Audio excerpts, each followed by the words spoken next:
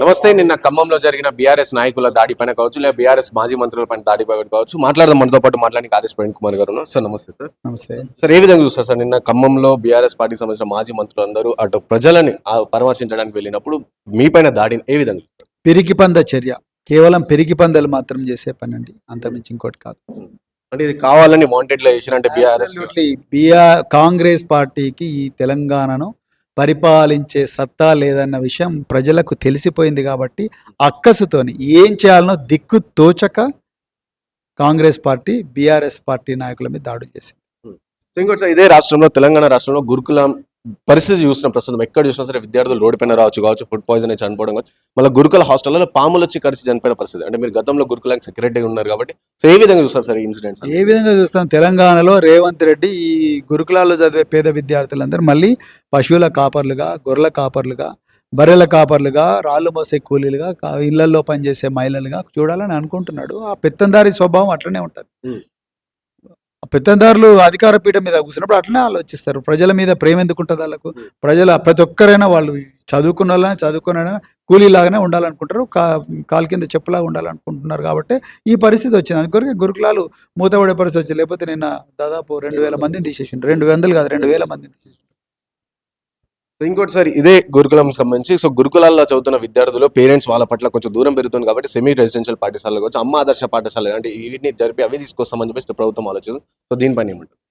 ముఖ్యమంత్రి గారికి ఏమాత్రం విద్యా వ్యవస్థ మీద అవగాహన లేదు, అందుకొరకు ఇట్లా మాట్లాడుతున్నాడు. ఆయనకు రెసిడెన్షియల్ వ్యవస్థ మీద ఏమాత్రం అవగాహన లేదు.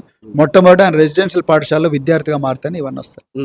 సో మీకు సార్ అంటే లైక్ ఇట్లా విద్యార్థులు మీరు అప్పుడు ఉన్నప్పుడు కానీ ఎప్పుడు కూడా విద్యార్థులు రోడ్డు పైన రాలేరు, లేకుంటే వాళ్ళకి సైనిక్ స్కూల్స్ కావచ్చు ఇవన్నీ వస్తున్నాయి. సో ఇప్పుడు అలాంటి విద్యార్థులు గురుకులలో చదువుకునే పరిస్థితులు కూడా అండ్ కొన్ని రెసిడెన్షియల్ మేము వెళ్ళిన రెసిడెన్షియల్స్ లో సో డే స్కాలర్ గా వస్తున్నారు అంటే ఫుడ్ బాగాలేదని కింద అట్లా వస్తున్నారంట. సో దీని గురించి ఏం చెప్తారు సెక్రటరీ? తెలంగాణ ప్రభుత్వం మీద ప్రజలకు నమ్మకం పోయిందండి. మరి ముఖ్యంగా గురుకుల పాఠశాల పేరెంట్స్ కు వీళ్ళందరికీ కూడా నమ్మకం పోయింది. వీళ్ళ వల్ల కాదనేది చాలా క్లియర్ గా తెలిసిపోయింది. తెలంగాణ ప్రజలకు చాలా క్లియర్ గా కాంగ్రెస్ వల్ల ఏ మాత్రం లాభం లేదు, వాళ్ళ పిల్లల జీవితాలు నాశనం అయితేనే ప్రభుత్వ పాఠశాల నుంచి తీసుకుపోయి ప్రైవేట్ లో పెట్టుకుంటున్నారు. ఏం చేస్తారు మరి? అప్పులు చేసి మళ్ళీ ప్రైవేట్ పాఠశాల పెడుతున్నారు. ముఖ్యమంత్రి గారికి ఏ మాత్రం అవగాహన లేదు. ఇంతవరకు 9 నెలల్లో విద్యాశాఖ మంత్రి లేడు, ఎస్సీ శాఖ మంత్రి లేడు, ఎస్టీ శాఖ మంత్రి లేడు, మైనారిటీ శాఖ మంత్రి లేడు. ఇంకా మరి ఇక్కడ ఎవరు చేస్తారు దీని పాలన?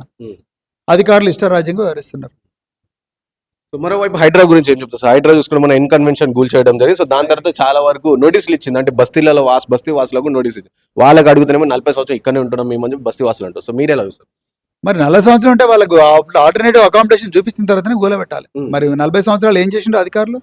మరి ఎందుకు చెప్పలేదు ఇల్లు కట్టేటప్పుడు? అప్పుడేమో లంచాలు తీసుకొని కళ్ళు మూసుకొని కూర్చున్నారు. ఇప్పుడు సడన్ గా తీసేమంటే ఎక్కడ పోతారు వీళ్ళు?